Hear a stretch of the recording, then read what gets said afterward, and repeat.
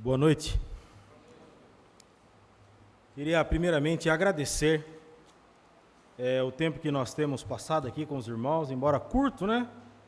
Mas eu estava realmente precisando disso, né? Estar aqui com os irmãos e conversar um pouco, rirmos um pouco. Essa comunhão é tão importante. Às vezes conversando com algum pelo WhatsApp, mas nada melhor do que estar próximo, né? Em ver, em poder tocar e abraçar. Acho que essa comunhão, de fato, não tem preço, né? Um dia nós, quando estaremos lá na presença de Deus, não haverá mais essa distância, né, geográfica, mas nós estaremos todos juntos por toda a eternidade. Queria agradecer sempre a ajuda que os irmãos têm dado a nós, ao trabalho lá em Marília. Tem sempre vindo, recebido com grande proveito, né? Que Deus abençoe cada um dos irmãos. E nesta noite, gostaria de ler uma passagem que se encontra no livro do profeta Isaías, capítulo 1.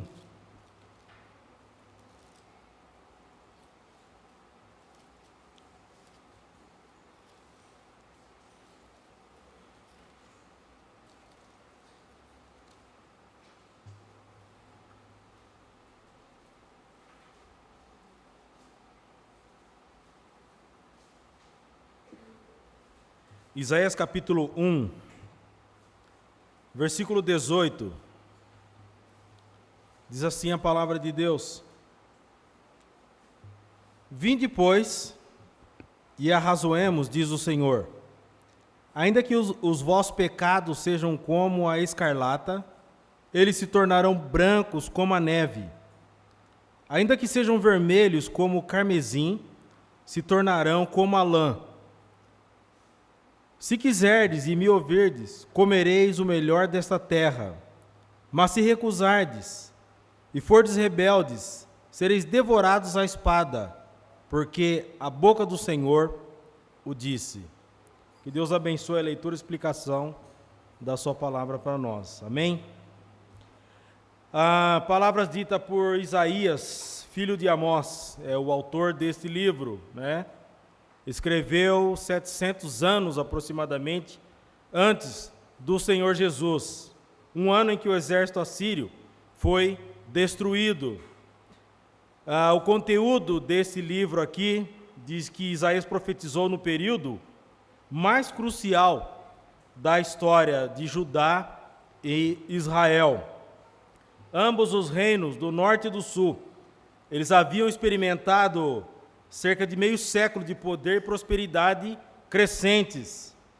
Israel, na época, governado por Jeroboão e outros 6 reis, tinham sucumbido ao culto pagão. Já Judá, sob Uzias, Jotão e Ezequias, eles caíram em sério declínio moral e espiritual. Então, a situação não era boa quando foi dita essas palavras. Os pecados ali eram muitos e Deus agora estava usando Isaías para tratar com o seu povo. Os erros, os pecados que eram cometidos ali, tolerar lugares secretos ao culto pagão,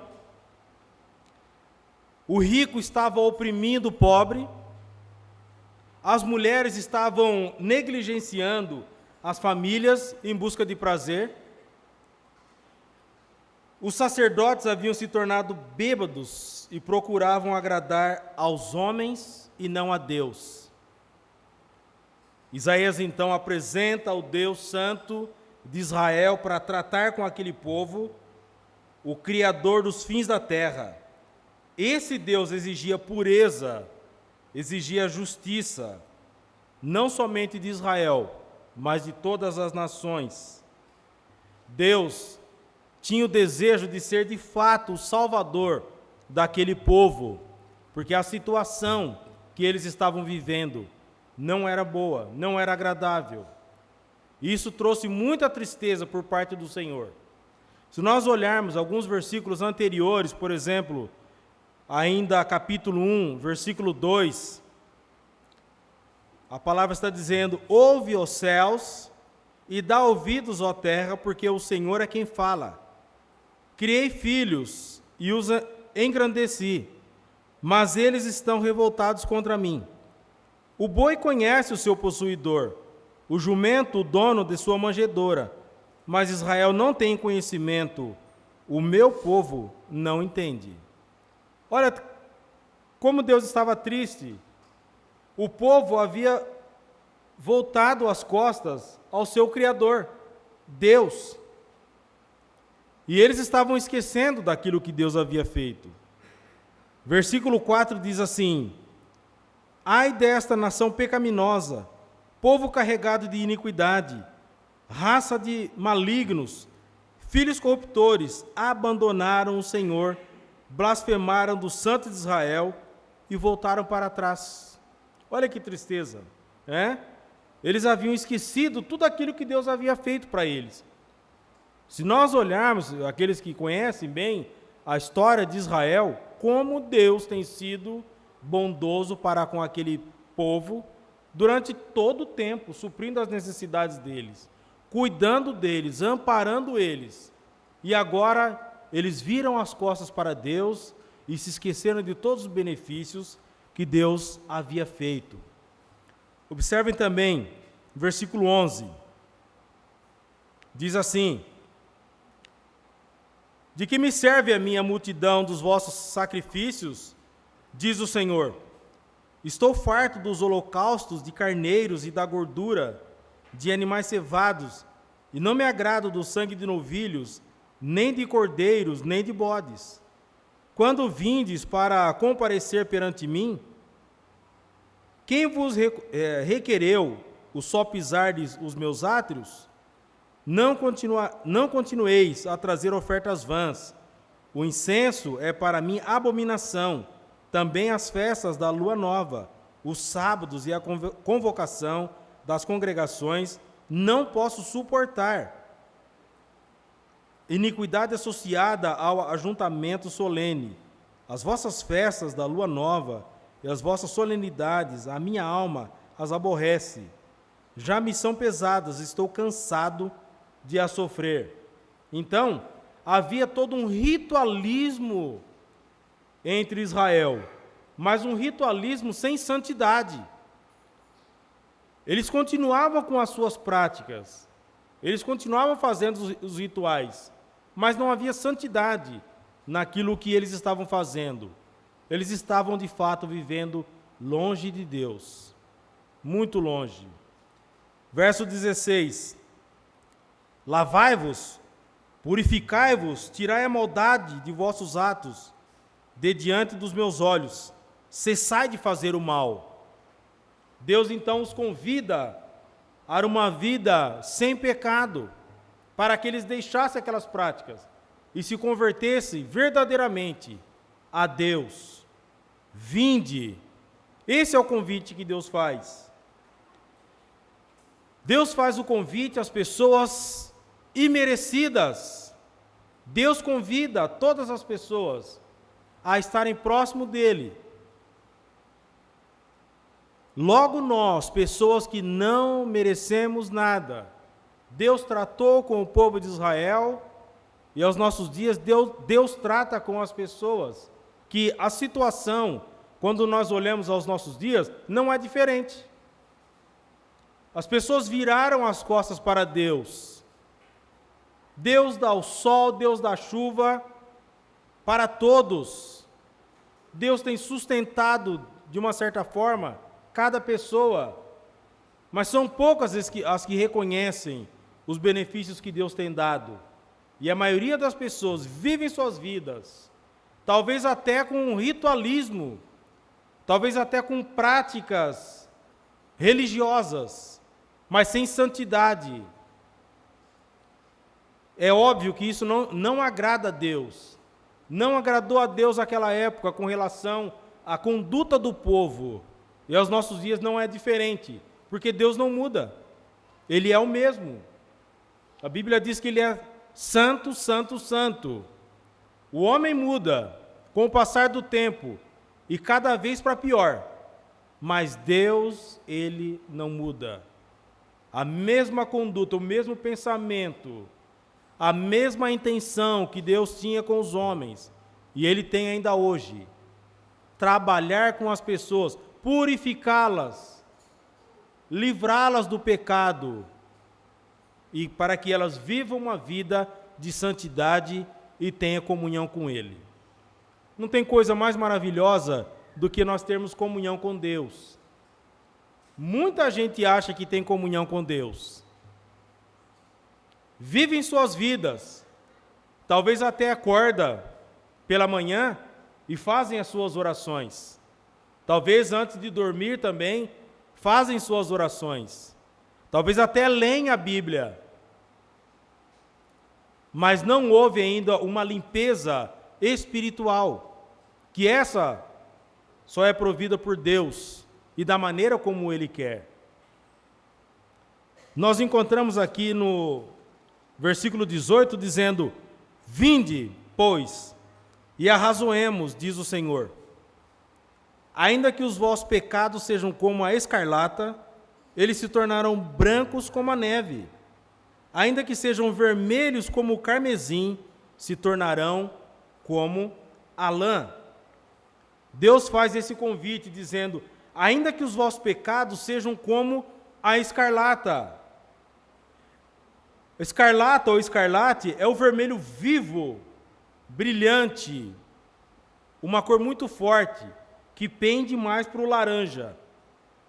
E diz ainda que sejam vermelhos como o carmesim.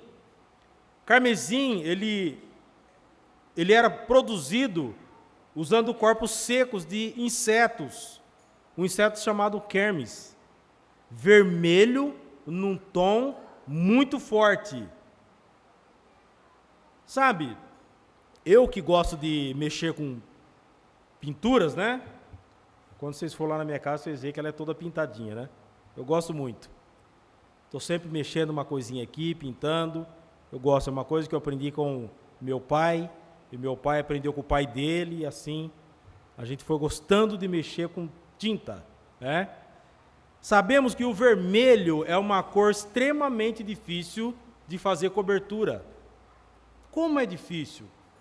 Talvez você pode pintar uma parede de qualquer cor. 2 demãos é suficiente para cobrir aquela tinta.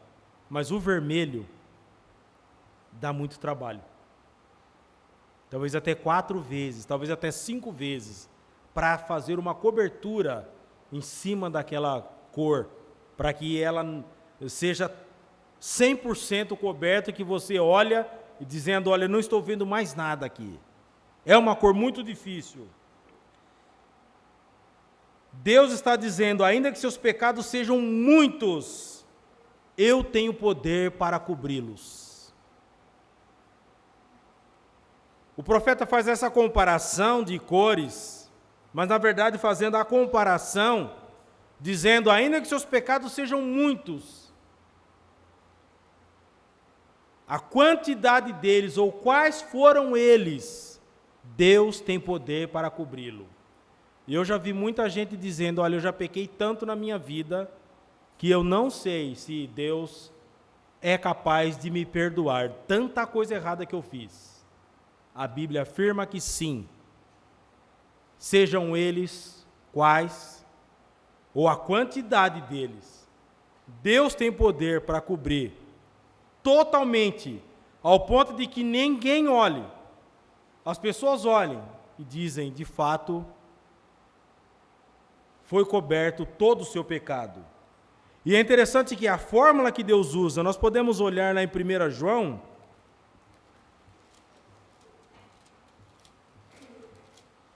no capítulo 1,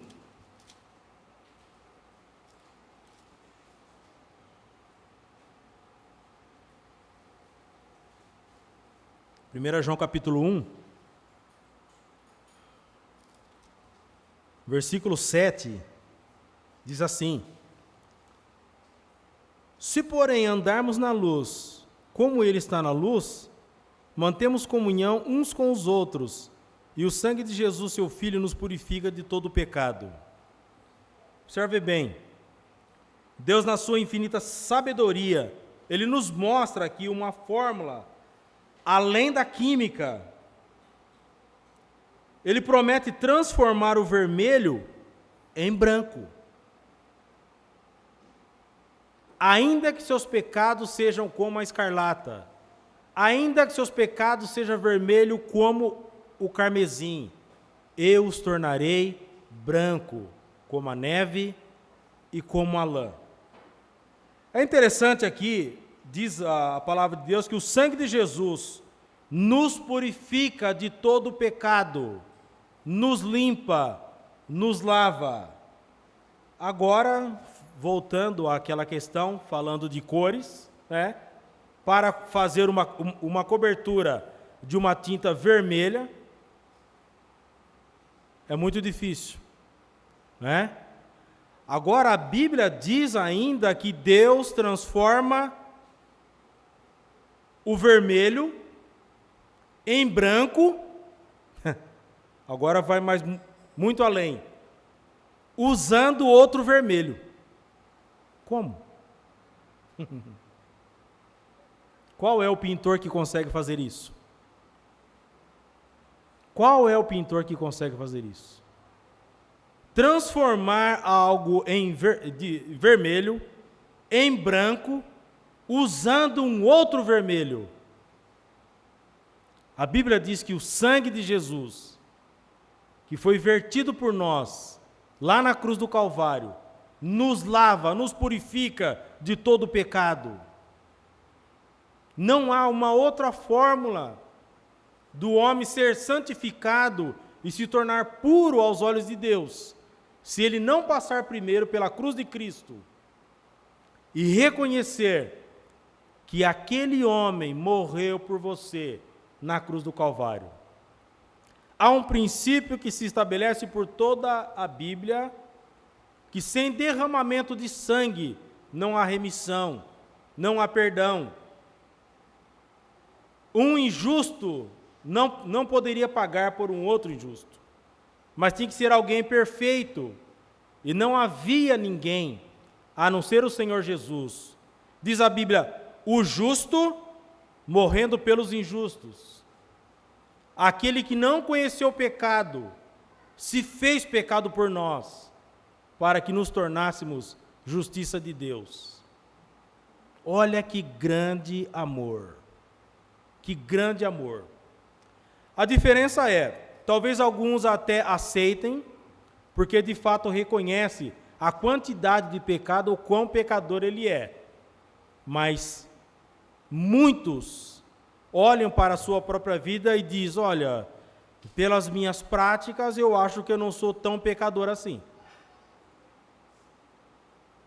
Eu vou à igreja, eu leio a Bíblia, eu oro, eu ajudo o próximo, eu pago as minhas contas em dia, sou um bom funcionário, sou um bom pai, sou uma boa mãe, sou um bom filho, sou uma boa filha, achando que isso são requisitos que podem ser apresentados diante de Deus e ser aceito por Ele.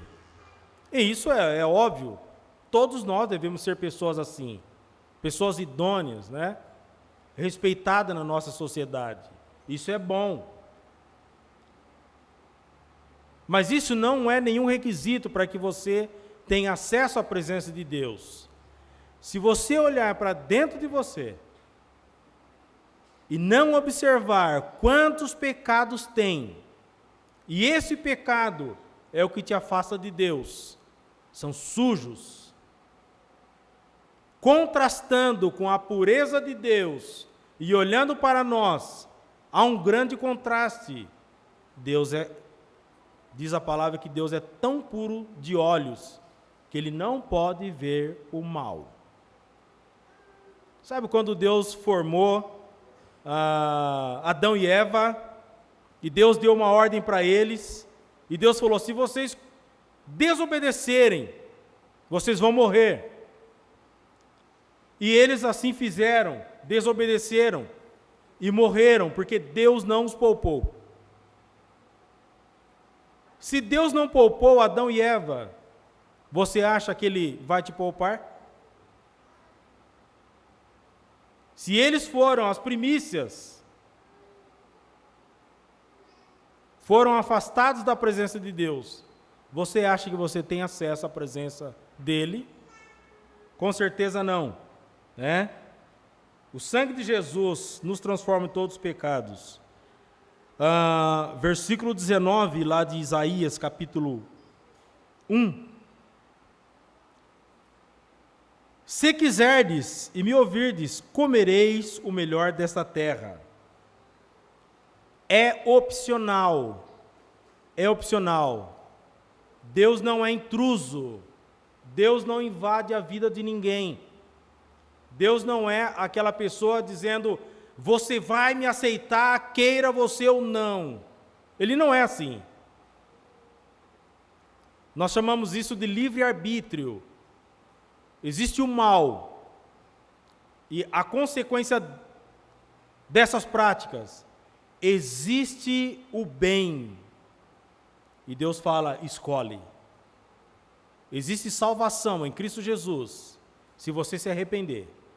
Existe condenação eterna, se você continuar do jeito que você está. Não precisa fazer nada. Continua do jeito que você está. Automaticamente você já está condenado.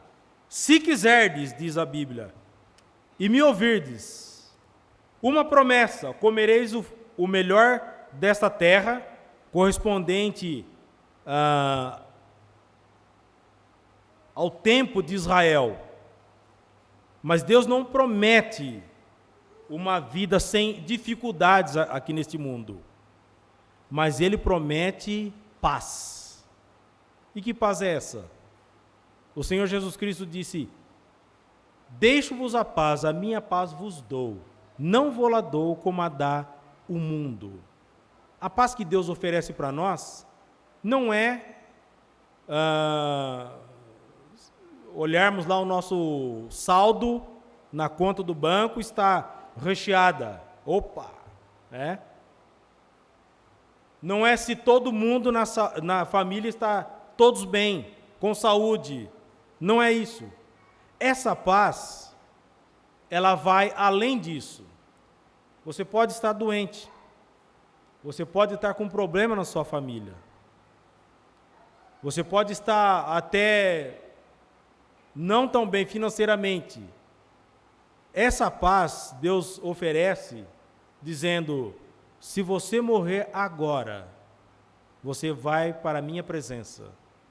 Isso não tem preço algum. Isso não tem preço. Essa paz que Deus, Ele oferece. Versículo 20. Também Deus diz, mas se recusardes e fordes rebeldes, sereis devorados à espada, porque a boca do Senhor o disse.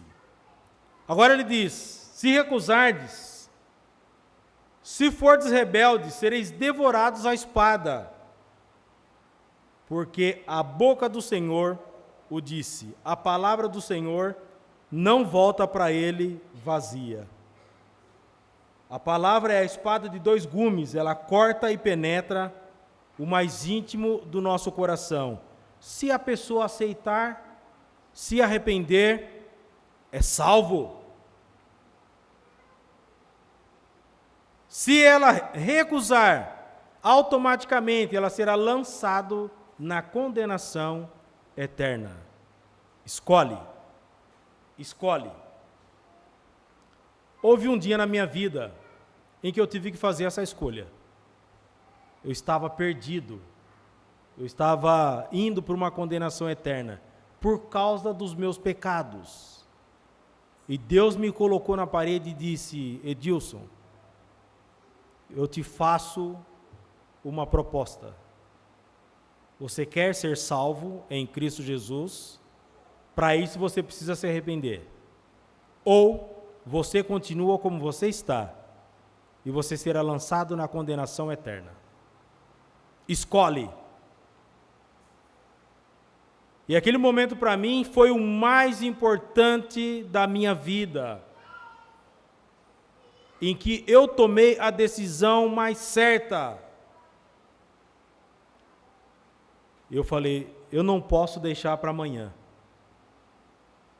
Eu não posso deixar virar a noite sem que eu tome essa decisão.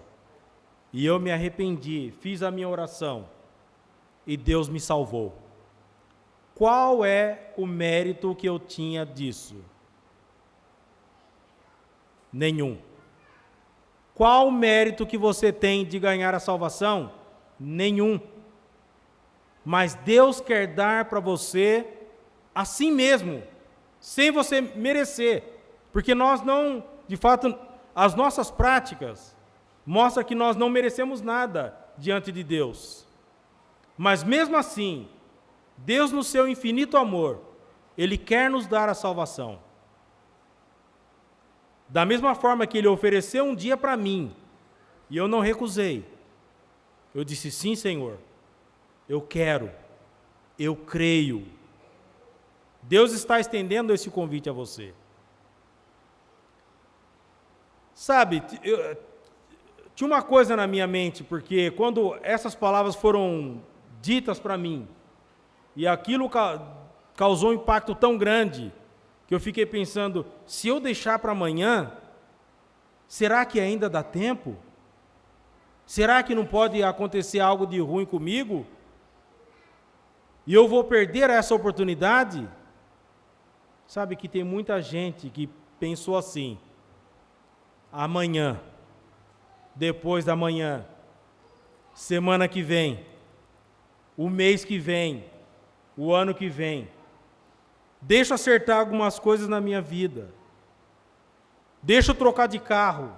Deixa eu comprar uma casa. Deixa eu terminar a escola, faculdade. Não deu tempo. A morte chegou a essa pessoa. E hoje elas estão lamentando no inferno. Eu tive a oportunidade, mas deixei passar. Tem um hino que nós cantamos que diz que amanhã pode ser muito tarde. Não deixe para amanhã o que você pode fazer hoje. Não importa quais foram ou a quantidade de pecados que você tem. Deus quer torná-los brancos. Ele quer perdoá-lo. Mas se recusar, será lançado nas trevas. A Bíblia diz que ali haverá choro e ranger de dentes. Olha, tem certas coisas na nossa vida que nós podemos deixar passar. Tem oportunidades que surgem na nossa vida. Provavelmente irão aparecer outras. Mas esta é a mais importante.